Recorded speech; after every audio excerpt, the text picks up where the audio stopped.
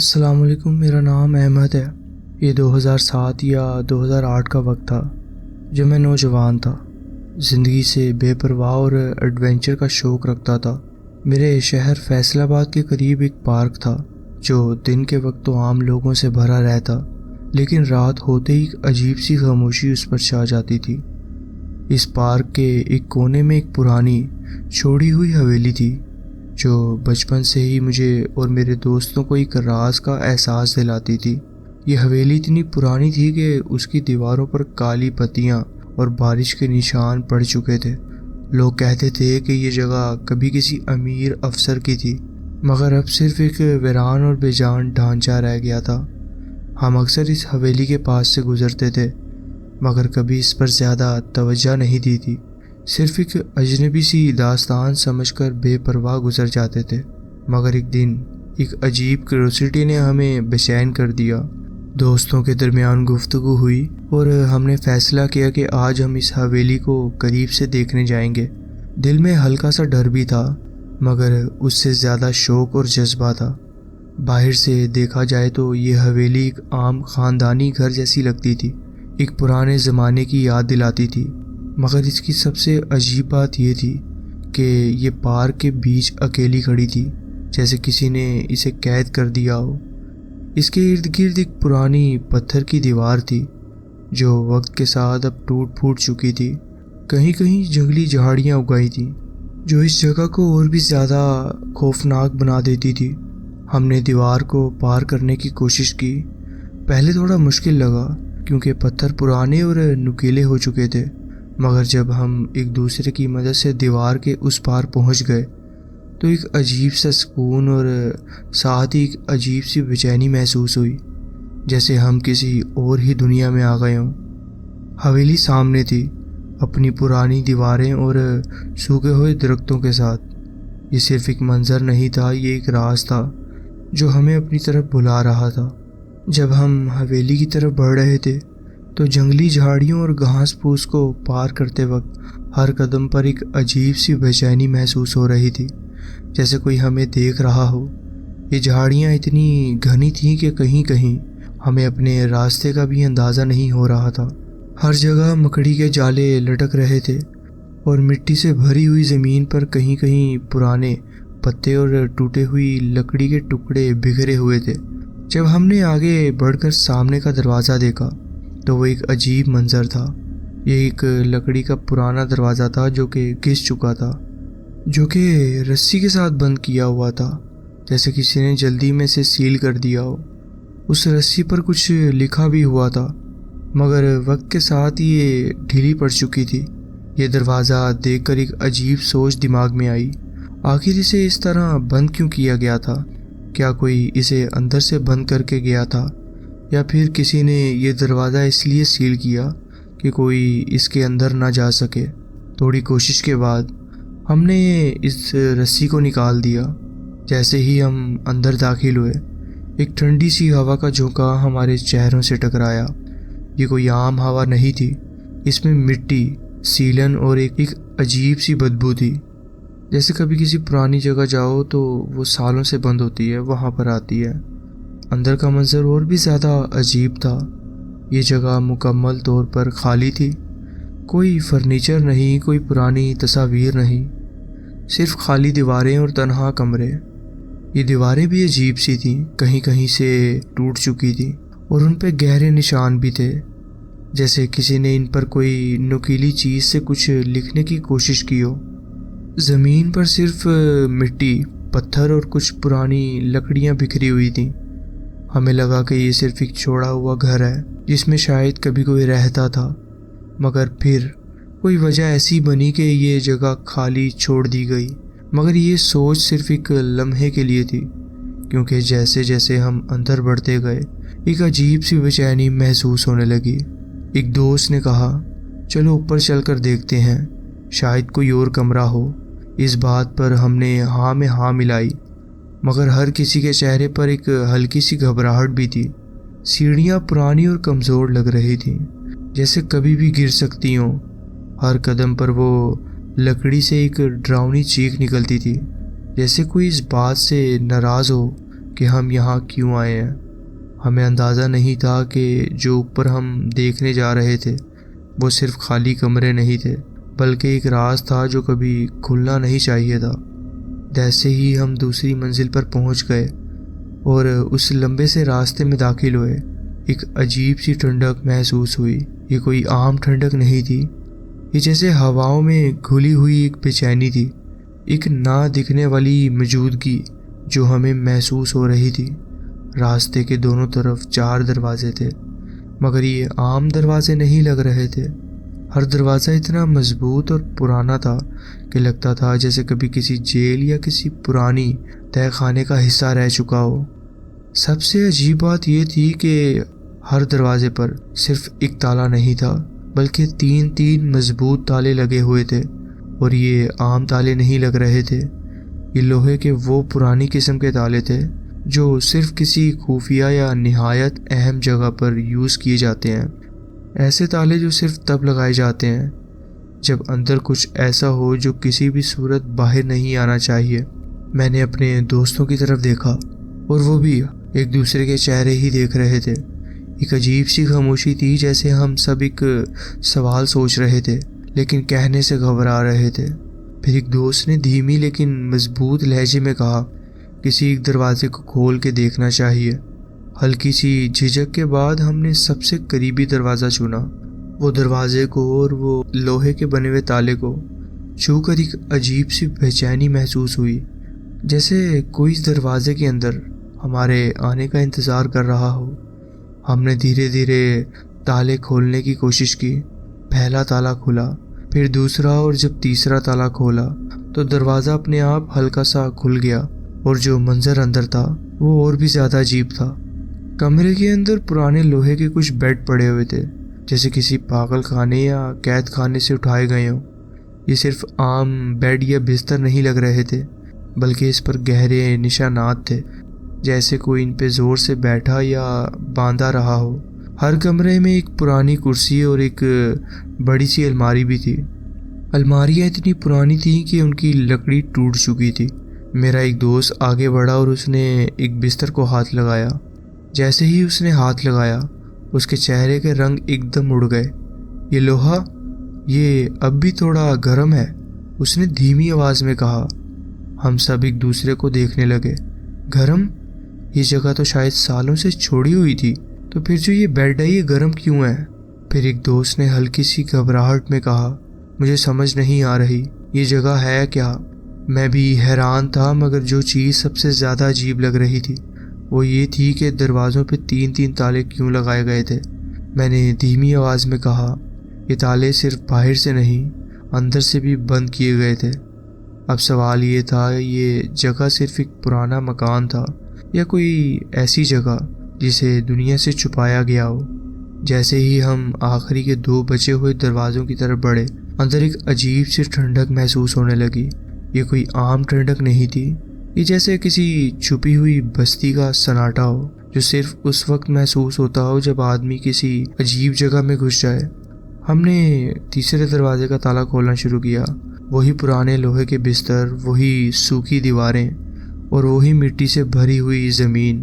کوئی ایسی چیز نہیں تھی کہ یہ جگہ کبھی کسی انسان کے رہنے کے کام بھی آئی تھی یا نہیں، جیسے صرف ایک سوچ تھی، ایک تصویر، ایک پرانی یاد جو اب صرف ہوا میں لٹکتی تھی۔ پھر ہم دوسرے دروازے کی طرف بڑھے۔ یہ بھی پہلے کمرے جیسا ہی تھا، خالی، تنہا اور بے جان، لیکن اب ہم سب کے دلوں میں ایک عجیب سی بے چینی تھی۔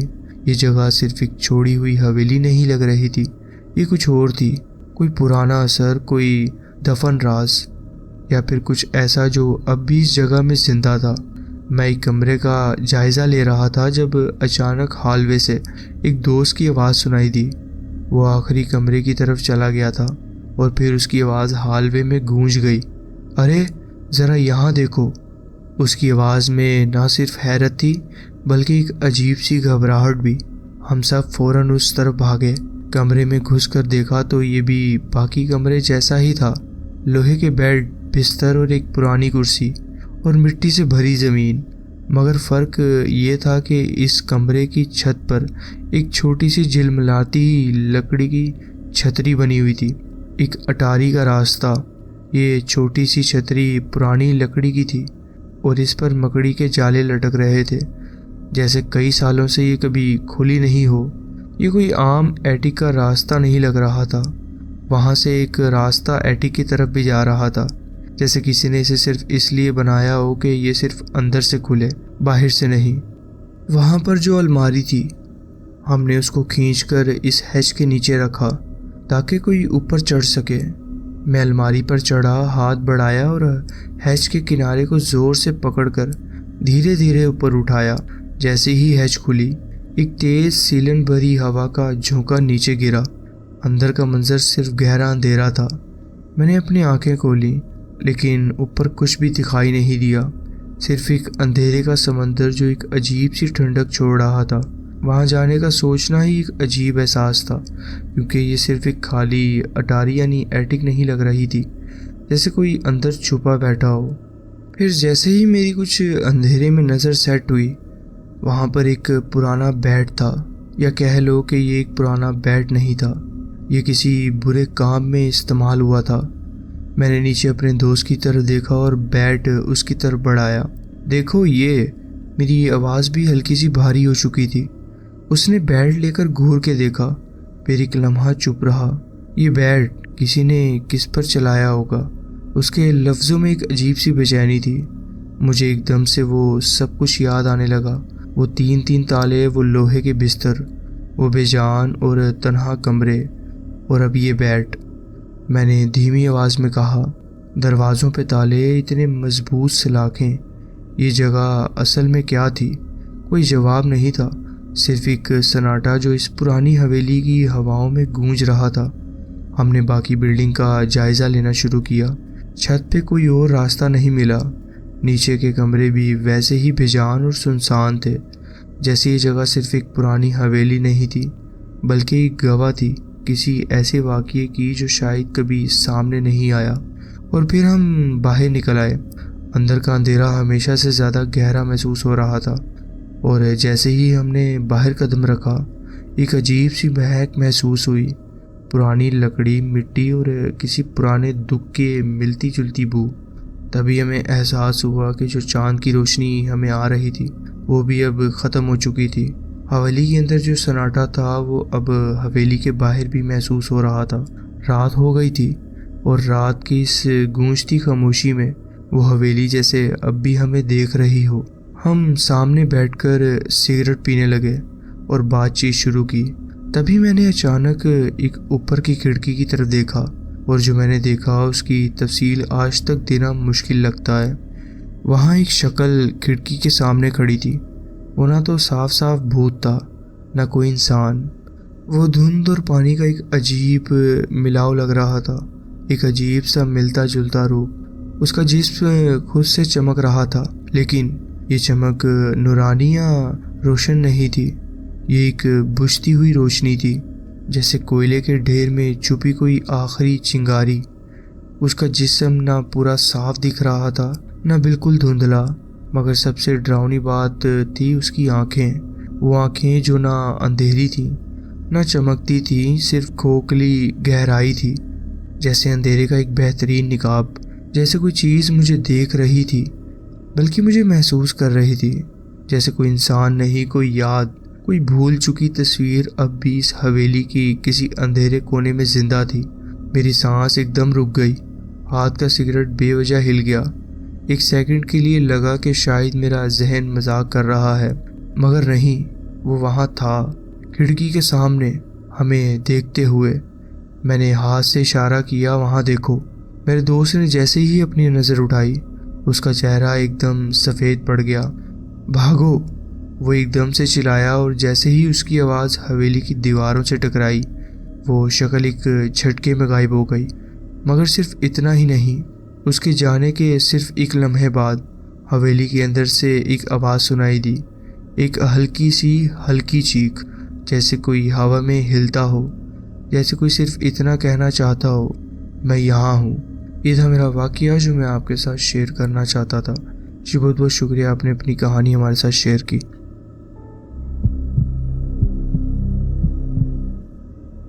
السلام علیکم، میرا نام ارسلان ہے۔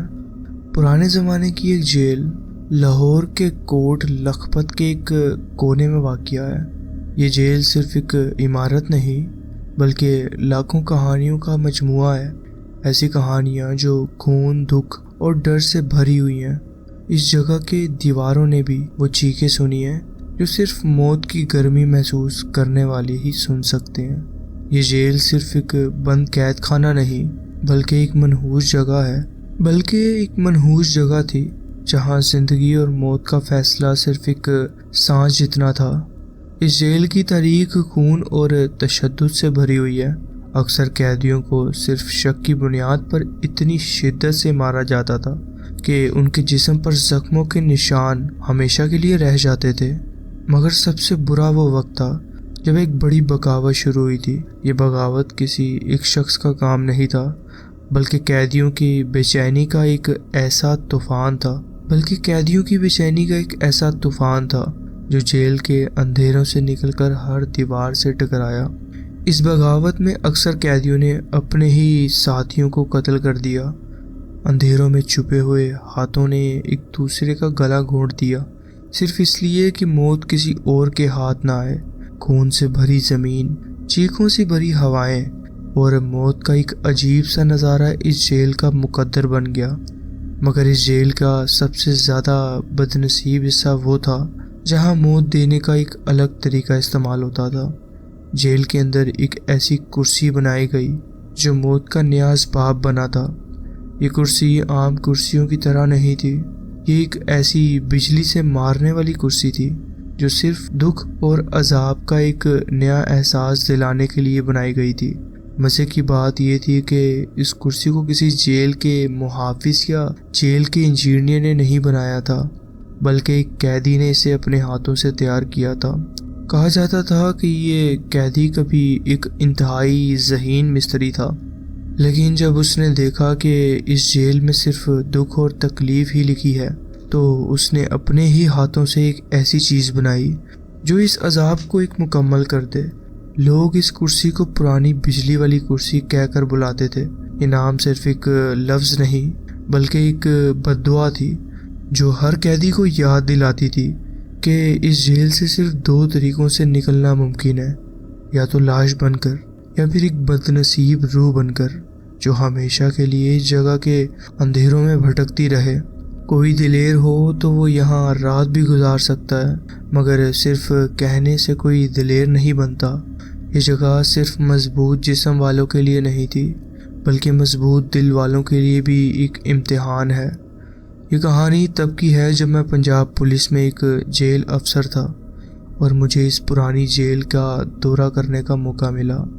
یہ صرف ایک عام ڈیوٹی نہیں تھی بلکہ ایک ایسا مقام کا مشاہدہ تھا جہاں موت صرف ایک کہانی نہیں بلکہ ایک حقیقت تھی۔ یہاں کی ہوا بھی عجیب سی تھی، گھنی اور بھاری، جیسے ہر دیوار نے کسی نہ کسی راز کا بوجھ اٹھایا ہوا ہو۔ جب ہم نے اپنی پہلی بریفنگز لے لی تو ہمیں جیل کا خود دورہ کرنے کی اجازت مل گئی۔ ایک عجیب سی بے چینی تھی لیکن ساتھ ہی ایک تجسس بھی کہ آخر اس جگہ کی حقیقت کیا ہے۔ ہمیں یہاں کی ہر جگہ دیکھنے کی کھلی چھوٹ تھی، وہ جگہ بھی جو عام لوگوں کے لیے ہمیشہ سے بند تھی۔ یہ صرف قیدیوں کا نہیں بلکہ طاقتور افسر اور جیل کے اندر چھپی ہوئی کہانیوں کا بھی ایک قید خانہ تھا۔ جیل کا دورہ کرتے وقت میں ایک پرانے قید خانے کے حصے میں گیا جو کالی کوٹھی کہلاتا تھا۔ یہ نام ہی کافی تھا دل کی دھڑکن تیز کرنے کے لیے۔ یہ وہ جگہ تھی جہاں سب سے زیادہ خطرناک اور بے مروت قیدیوں کو رکھا جاتا تھا، وہ لوگ جو صرف لوگ کے مستحق سمجھے جاتے تھے۔ اس جگہ کا ماحول صرف عجیب نہیں بلکہ کچھ اور ہی تھا، جیسے ہوا بھی یہاں سے کسی کا انتظار کر رہی ہو۔ کالی کوٹھی کی دیواروں پر شاید وہ آوازیں اب بھی چھپی تھیں جو ایک زمانے میں یہاں کی ہواؤں میں گونجتی تھی۔ یہ وہ جگہ تھی جہاں صرف ایک قیدی نہیں بلکہ انسانی شدت کا ہر ایک روپ قید تھا، ڈر، دکھ، غصہ اور وہ چیخیں جو کسی کے کان تک نہیں پہنچتی تھیں۔ جیسے ہی میں اس اندھیری جگہ کے اندر آیا، ایک عجیب سی سرد لہر میں جس جسم سے گزری، جیسے کوئی مجھے دیکھ رہا ہو چھپ کر بنا کسی آواز کے۔ اس رات میں اکیلا تھا۔ جیل کی بڑی پرانی دیواریں، ہواؤں میں چھپی محسوسیات نے ایک عجیب سا ماحول بنا رکھا تھا۔ تیسری منزل پر، جہاں صرف پرانے قید خانے اور بند کمرے تھے، میں ایک جگہ کا جائزہ لے رہا تھا۔ ہر کمرہ ایک پرانی کہانی کا گواہ لگ رہا تھا۔ کہیں بیڑیوں کی آواز اب بھی ہوا میں گونجتی محسوس ہوتی، کہیں پرانی دیواروں پر خون کے ہلکے ہلکے نشان اب بھی دکھائی دیتے۔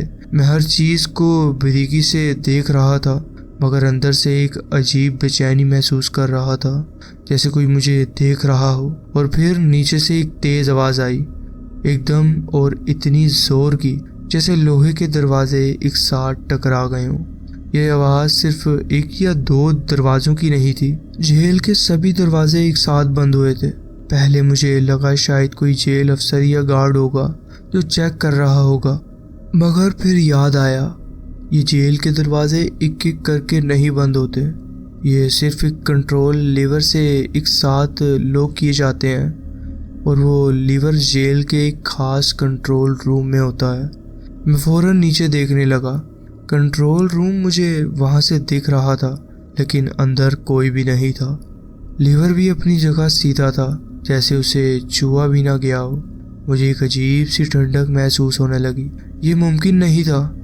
میں وہیں کھڑا سوچ رہا تھا کہ یہ سب کیسے ہوا، لیکن میری ساری دلیری صرف ایک سوچ پر ختم ہو گئی۔ اگر کوئی لیور دباتا تو وہاں کوئی ہوتا، لیکن وہاں کوئی نہیں تھا۔ میں نے فوراً نیچے جانے کا فیصلہ کیا۔ یہ جگہ اب صرف ایک جیل نہیں لگ رہی تھی، یہ کچھ اور ہی تھا، کچھ جو دیکھنے والوں سے چھپا رہتا ہے لیکن محسوس کیا جا سکتا ہے۔ میں نیچے قید خانے کے سب سے ڈراؤنا حصے، سیاہ گفا کی طرف گیا۔ یہ بھی کچھ جیل کے ان حصوں میں سے تھا جو صرف نام سے ہی نہیں، اصل میں بھی خوفناک تھے۔ ایک ایسی جگہ جہاں روشنی کا وجود صرف ایک مذاق لگتا تھا۔ کہتے ہیں یہاں صرف وہی لوگ رہتے تھے جو یا تو پاگل ہو جاتے تھے یا پھر زندہ لاش بن کر نکلتے۔ یہ جگہ قیدیوں کی آخری منزل تھی۔ جو ایک بار یہاں گیا تھا وہ پھر کبھی پوری طرح انسان نہیں رہا۔ جیسے ہی میں نے اس جگہ پر قدم رکھا تو ہوا تیز اور بھاری محسوس ہونے لگی، جیسے کوئی مجھے دبانے کی کوشش کر رہا ہو۔ ایک عجیب سا دباؤ کا احساس تھا، سانس لینا بھی مشکل لگ رہا تھا، جیسے اس جگہ کی ہوا صرف جان لینے کے لیے بنی ہو۔ ہر طرف گہرا اندھیرا تھا، صرف تھوڑی دوری پر ایک کمزور سی لائٹ جل رہی تھی، لیکن اس کی روشنی جیسے اس جگہ سے ڈرنا سیکھ گئی ہو۔ مجھے لگ رہا تھا کہ کوئی مجھے دیکھ رہا ہے، صرف دیکھ نہیں رہا، جیسے میرے پیچھے بھی چل رہا ہو۔ میرے ہر قدم کے ساتھ ایک اور قدم کی آواز سنائی دیتی تھی۔ پہلے مجھے لگا یہ صرف میرا وہم ہے، لیکن جب میں نے اچانک رک کر سننے کی کوشش کی تو وہ آواز بھی رک گئی۔ اب مجھے یقین ہو گیا تھا کوئی یہاں ہے۔ میرے دل کی دھڑکن تیز ہونے لگی، لیکن میں رکا نہیں۔ سیاہ گفا کے اندھیرے گہرے میں بڑھتا گیا۔ ہر اگلا قدم جیسے کسی انجانے شے کا انتظار تھا۔ جیسے جیسے میں اندر جا رہا تھا، ایک عجیب سی گھبراہٹ اور بے چینی محسوس ہو رہی تھی۔ یہ جگہ صرف ایک جیل کا حصہ نہیں تھا، یہ کسی اور دنیا کا ایک راز تھا جسے صرف وہ لوگ سمجھ سکتے تھے جو یہاں اپنی آخری سانس لے چکے تھے۔ اور پھر میں نے دیکھا سامنے کے اندھیرے میں ایک سیاہ سایہ آہستہ آہستہ نکل کر ایک طرف گیا، لیکن یہ کوئی عام سایہ نہیں تھا، یہ انسان کا سایہ بھی نہیں لگ رہا تھا، یہ کچھ اور تھا، کچھ جو اس جیل کا حصہ نہیں بلکہ اس جیل کا مالک لگ رہا تھا۔ جس راستے پر وہ سایہ چلا وہاں روشنی ہونی چاہیے تھی، مگر جیسے ہی وہ روشنی کے علاقے میں آیا، ایک پل کے اندر ہوا میں غائب ہو گیا، جیسے وہ کبھی وہاں تھا ہی نہیں، جیسے صرف اندھیرا اس کی اصلیت۔ میرے جسم میں ایک تیز ٹھنڈ سی دوڑ رہی تھی۔ یہ صرف ایک سایہ نہیں تھا، یہ کچھ اور تھا، کوئی ایسی شے جو صرف اندھیرے میں رہتی تھی، روشنی اس کا وجود مٹا دیتی تھی، یا پھر شاید وہ روشنی سے بچنے کی کوشش کر رہا تھا۔ اب مجھے ایک پل بھی وہاں رکنا منظور نہیں تھا۔ میں فوراً مڑا اور تیزی سے واپس چلنے لگا۔ ہر قدم کے ساتھ پیچھے سے آوازیں سنائی دینے لگیں، کسی کے قدم، ہلکی ہلکی سسکیاں، اور کبھی کبھی ایک ہلکا سا محسوس ہونے والا سایہ جیسے کوئی نزدیک آنے کی کوشش کر رہا ہو۔ جیل کا باقی دورہ بالکل ٹھیک رہا، بس کچھ جگہوں پر ایک بے باک سی بے چینی اور عجیب سی ٹھنڈک محسوس ہوئی۔ ہر جگہ جانے کے بعد مجھے اور یقین ہونے لگا کہ اس جیل کی دیواروں کے بیچ کچھ ایسا ہے جو کبھی بھی آزاد نہیں ہو سکتا۔ یہ صرف ایک پرانی جیل نہیں تھی، یہ ایک قید تھی ان چیزوں کی جو انسان کی دنیا کا حصہ نہیں ہوتی۔ مگر یہ کہانی یہاں ختم نہیں ہوتی۔ ابھی میں ملک سے باہر سفر کر رہا ہوں، لیکن ایک فیصلہ لے چکا ہوں۔ جیسے ہی میں واپس پاکستان آؤں گا، میں اس جیل میں یقیناً ایک رات گزاروں گا۔ میں واپس سیاہ گفا میں جاؤں گا، واپس اس منحوس ہوا کا سامنا کروں گا۔ دیکھنا یہ ہے کہ کیا میں وہاں سے زندہ واپس آ پاؤں گا۔ یہ تھا میرا واقعہ جو میں آپ کے ساتھ شیئر کرنا چاہتا تھا۔ جی بہت بہت شکریہ، آپ نے اپنی کہانی ہمارے ساتھ شیئر کی۔